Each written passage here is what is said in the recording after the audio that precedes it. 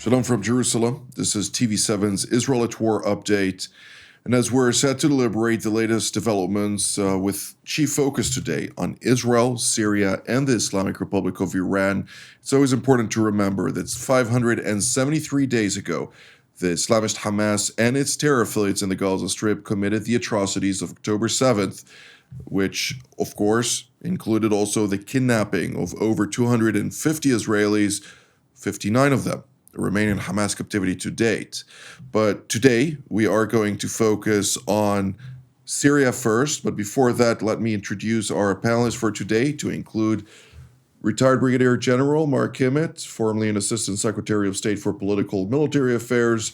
Next to him, Brigadier General in Reserve Doron Kavish, the commander of the Israeli Air Force Task Force for Air and Missile Defense. And last but not least, Colonel in Reserve Dr. Adnan Wahebe, who is a senior fellow at the Institute for Counterterrorism at Reichman University and a lecturer at Haifa University. It's great to see all three of you.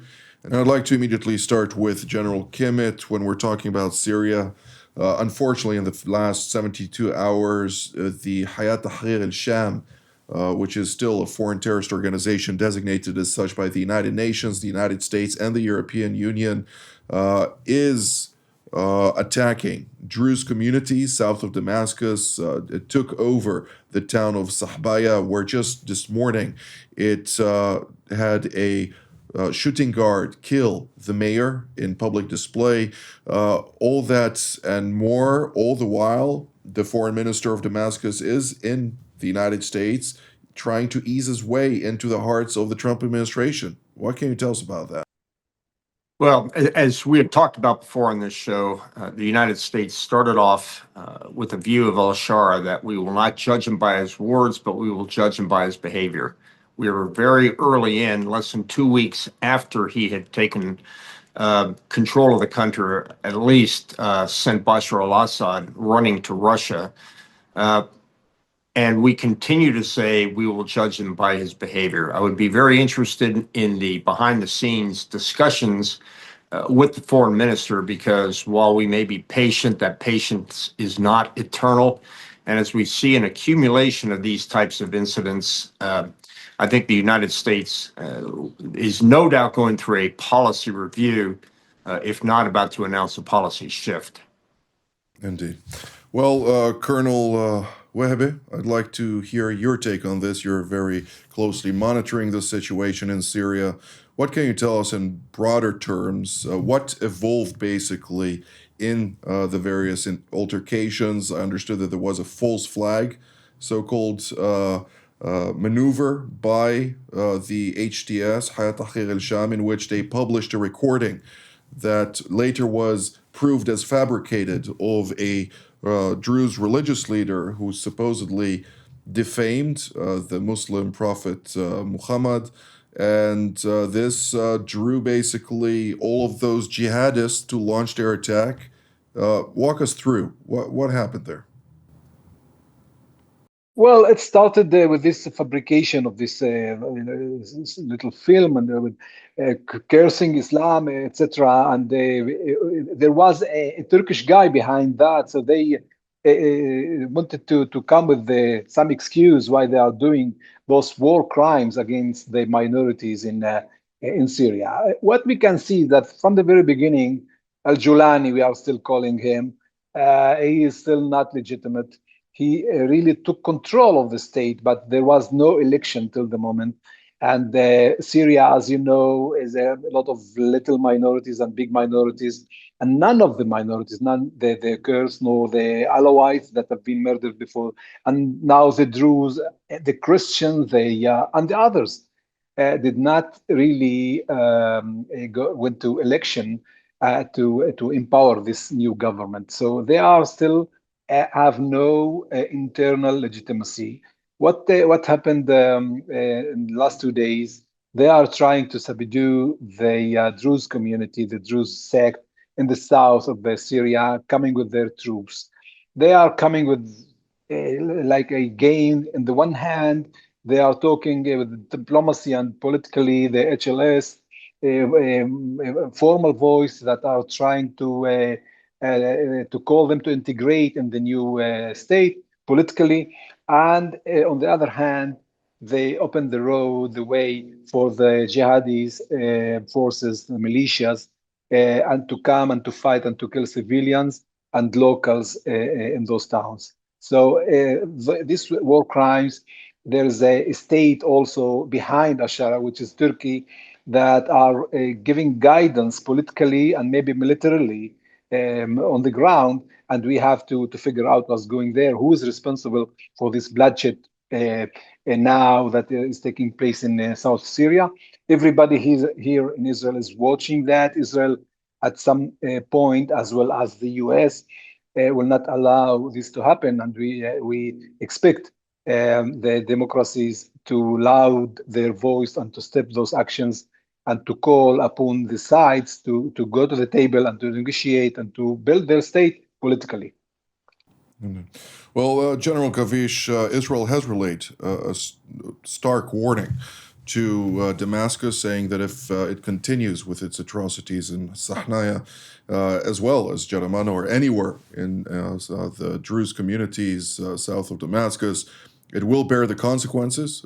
It even came to the point where IDF Chief of General Staff, Lieutenant General Eyal Zamir, instructed the Air Force to prepare and other units. We won't go into the details, of course, but nevertheless, Israel, the military, is preparing to ensure that what we saw in the last couple of days will not really deepen and threaten the Druze community there.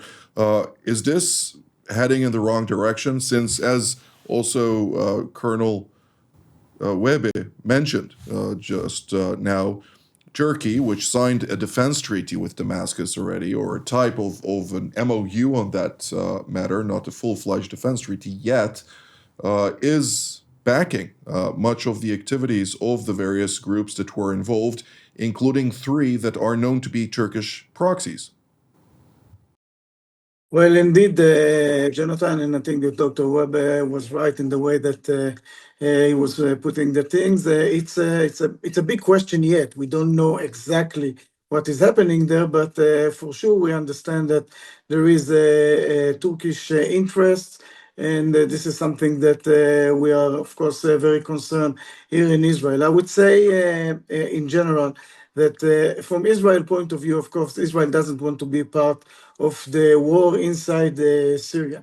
With the Druze, it's a little bit different. There is I would say other relations that we have with the Jewish community. There is a large Jewish community here within Israel, and Israel is looking at the Druze in South Lebanon as an ally, I would say. And this is something that we might would have to take an action. But in general, this is not the interest of Israel to be part of the fight or the war within Syria. From the Israeli point of view, we have to remember that there are a few main I would say red lines that from the Israeli point of view, this is what we are looking at. First of all, is to make sure that there are no terrorist activities close to our border, mainly to the Golan Heights. This is why Israel is in this area and some kilometers into Syria. The other thing is to make sure that there is no third party who's becoming a player within Syria, and of course Turkey. This is a big concern, but Israel wouldn't like that something like this would happen. And the third thing is to make sure that the Hezbollah is not being rearmed by the Iranians and other. I would say those are the 3 main points from the security point of view and interests of Israel. And Israel would have to do whatever it can and should in order to maintain those red lines and interests on those 3 different flanks. Indeed. Let's put also another in that context. The M5 road between Sweda and Damascus is also of crucial concern for Israel to ensure that no heavy weaponry are moved on that strategic artery southward. And it's a matter of spheres of influence. Naturally, General Kimmett, when we're looking at the spheres of influence that were in Syria. In the past, Jabhat al-Nusra, the previous organization, or that was called that way before it became Hayat Tahrir al-Sham, up to 2018 or mid 2018, it was actually along the border with Israel in the Golan Heights. And one of the reasons that it survived was that Israel was fighting against Iran to block it from entrenching militarily in those territories. And therefore, it ultimately reached a point where the Damascus regime was forced to make an arrangement with them to relocate into the Idlib governorate because they didn't have enough troops due to the Israeli sphere of influence to be able to push in and confront this al-Qaeda affiliate. Ironically, this is now frustrating Israel to a certain degree, but we're seeing then the move and the relocation since 2018 really evolving into a unique relationship between this organization and Turkey, which obviously exploited the power vacuum after Hezbollah's decapitulation and, of course, the frustration of Iranian efforts to project power outwards from their boundaries in a manner that they were able before engaging with Israel on a multi-front war.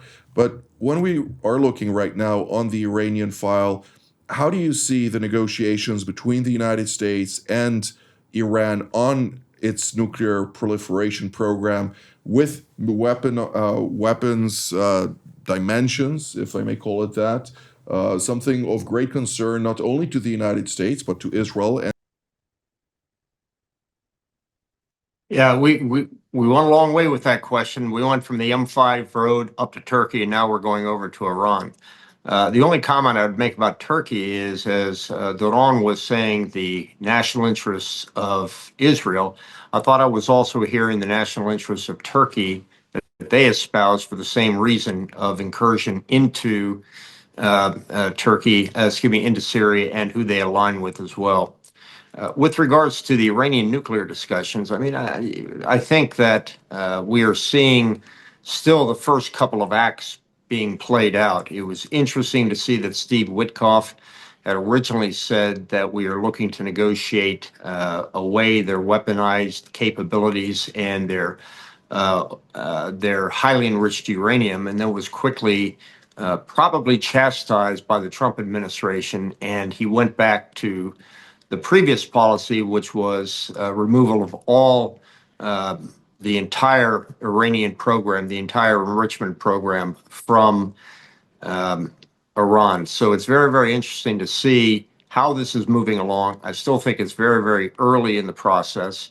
The only good thing we can say is that they're continuing to talk, but we have a lot of hard talking to do, and there's still a large and wide space between the aspirations of the Americans, and for that matter, the Israelis, and what the Iranians want to have this negotiation look like, and what the outcome of the negotiation would be acceptable to them. Absolutely. Well, with your point about Turkey, I completely agree. They do have a national security interest pertaining to the northern part of Syria, and they have been proactively engaging in trying to establish a 35-kilometer buffer zone or corridor along their border, something that they managed to reach a certain agreement at the time with the Iranians and Russians that never truly materialized, and remain frustrated in the northeastern part of Syria in the Al-Hasaka governorate, where the United States remains, despite relocating a part of the contingency there as part of Operation Inherent Resolve. But nevertheless, it does have security interests that it seeks to maintain, but it doesn't ask anyone these days whether or not to engage in Syria. It operates, and ultimately the Damascus regime is very much under the auspices of Ankara as a protectorate, if I may call it that. With regard to Iran, Colonel Wehbe? Yes, Iran is still looking at Syria as a very central territory and terrain that she wants to come in different ways. We are expecting Iran to be reacting differently in Syria and via Syria to somehow get to Lebanon to influence the future of Hezbollah. That at the moment he's trying somehow to integrate after the war much more in the Lebanese state, and we will know later on what will be this influence. But I think that the big confrontation is going to be between the two regional Muslim non-Arab states. The one is Turkey and the other is Iran. This will happen on the Syrian territory, not militarily in particular, but also supporting different allies. And this can bring Syria to be unstable again, not in the south. It's supposed to be much more to the north, close to the Turkey borders, close to the Kurdish corridor. And this is very, very bad news to Syria itself. Iran will never go back. And if Iran will continue with the negotiation, the nuclear new agreement with the US, on the back door, it will continue to somehow interfere in its way, either in Tima, in Yemen, and in Syria, because she've got used to this kind of strategy, and it will change, re-examine the strategy, but continue interfering, continue holding those lines, continue influencing the scenarios, and continue supporting the allies in the Arab Muslim world. Very interesting indeed. General Gavish, I'd like to ask you on this, because the Iranians naturally have one of the largest arsenals in the Middle East, in the world at that, but in the Middle East in particular, that's for sure, that it's a ballistic missile arsenal alongside its unmanned aerial vehicles arsenal, one way, the Shahed 136 and other types thereof. It has distributed those across the region. And it still controls, to a certain degree, many of its proxies, even though it is frustrated because of the situation in Syria, which has ultimately frustrated the strategy of Qasem Soleimani, the Ring of Fire, so-called, which Israel dubbed it that way. What can you tell us about that from a aerial defense perspective in the event that Israel and the United States confront Iran's nuclear program?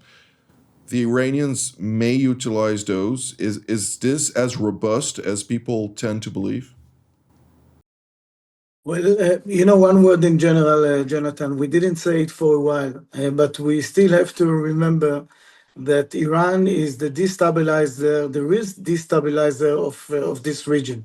We see them all over the place now. We see them in Syria. They didn't let it go yet. And of course, they still have their interests over there. And this is the situation that we are at. The discussions that we are talking about and were mentioned by General Kimmel are about them not having their nuclear plan. But unfortunately, we still have to remember that this is a raw region supporting terrorism all around the region, and we would have to deal with it also toward the future. In the case of war in Iran, of course, this is what Israel is preparing itself. It is preparing itself on the offense and also in the defense. We are doing it for quite a while, years, I would say, but of course, in the last 1.5 years. From the defensive point of view, yes, we are seeing robust capabilities in Iran. They are still there. They are still having those capabilities, and they could apply it if they would decide to. This is basically the only way for them to attack Israel by missiles and UAVs. We have to remember that they did it. They did it in April. They did it in October. They shot overall toward Israel more than 300 missiles. They shot another 200 projectiles. We know from the last events that the defense of Israel, together, we have to say, with the CENTCOM within this region, The defense results were very good, and this is what we expect from ourselves also for the future. But we also remind our citizens, and we say again and again, that defense is never hermetic, and we all have to listen to the orders that are being issued by the Home Front Command in case that something like this will happen. But with every day that is passing, the defense of Israel is being strengthening, and every day that is passing, the relationship among us, the coalition led by CENTCOM and Israel, is also strengthening, and hopefully we won't need all those capabilities, but if they would come, we would be able to defend Israel, I believe, in a quite good way.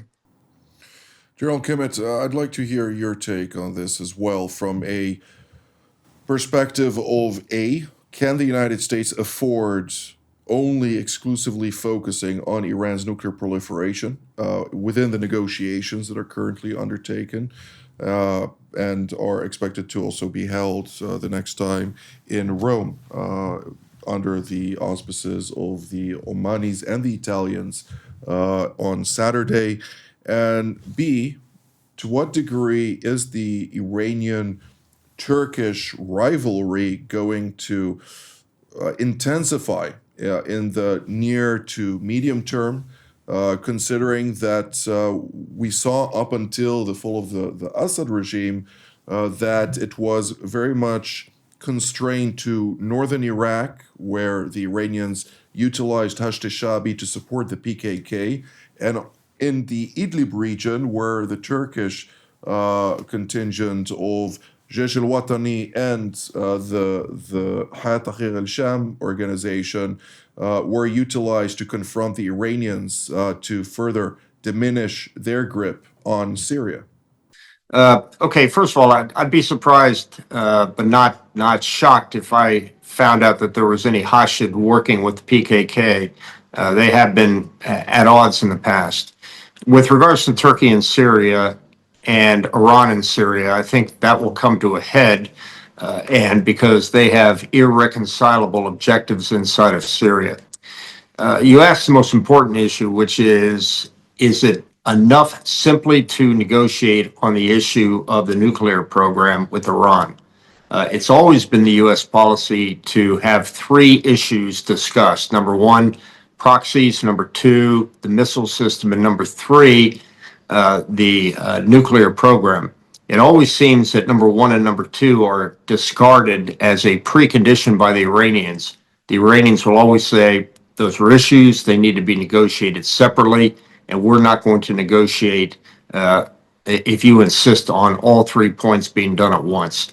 I don't know that that has happened in this case, but it certainly seems like it has. Well, it has, since the Iranian Foreign Minister Abbas Araghchi keeps repeating that in the public fora, as well as Iranian President Masoud Pezeshkian and the Supreme Leader in that, saying that they would not negotiate matters of their ballistic missile program, the whole regular charade of, the various aspects of regional belligerence and such.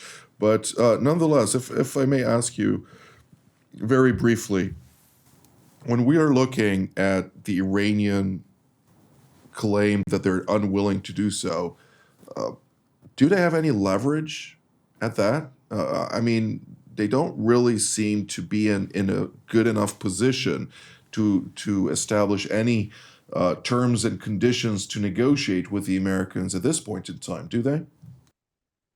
Well, I mean, if you look at the situation inside of Iran, you'd probably say no. But it really comes down to the motivation. When you have agreed to do negotiations and you've made an expectation and told the American people that you're going to be negotiating with Iran, I think they are more prone to conceding issues up front so they can get to the core issue. So plenty of leverage, but at the same time, as always, it seems that the administration, whether it was Obama or Biden and now Trump, are more interested in getting a good deal than getting the perfect deal. Indeed. Well, one sentence from you, Colonel Webe, when we're focusing on Israel from a regional perspective, what is the number one concern at this point in time? What's going on right now in Syria, the international community and especially the superpower has to take action in order to stop the bloodshed in Syria. Stabilizing the situation in Syria will bring upon stability either in Israeli borders and the Jordanian kingdom, which is very interesting and very important for the whole region and for the US. General Gavish, naturally, the Gaza Strip, we still have 59 hostages there. Israel is still focused on that. Really, half a sentence? Well, I'll take it, Jonathan, to how you just began our show. We are in marking our Independence Day, and we wish that a year from now we would be, after winning this war on the Seventh Front with 59 hostages back in Israel. And I would like to thank our viewers worldwide for the support of Israel. We all feel it. So thank you very much for that. And I wish for a better year next year. Absolutely. Unfortunately, this is all the time that we have for today. So I'd like to thank Colonel Wehebe, General Gavish, and General Kimmich for all your valuable insights. And I'd like to thank all of you at home as well. We will not broadcast tomorrow due to TV7's broadcast schedule, but nonetheless, we do wish you, again, a happy Independence Day and Shabbat Shalom from here in Jerusalem. Until our next update.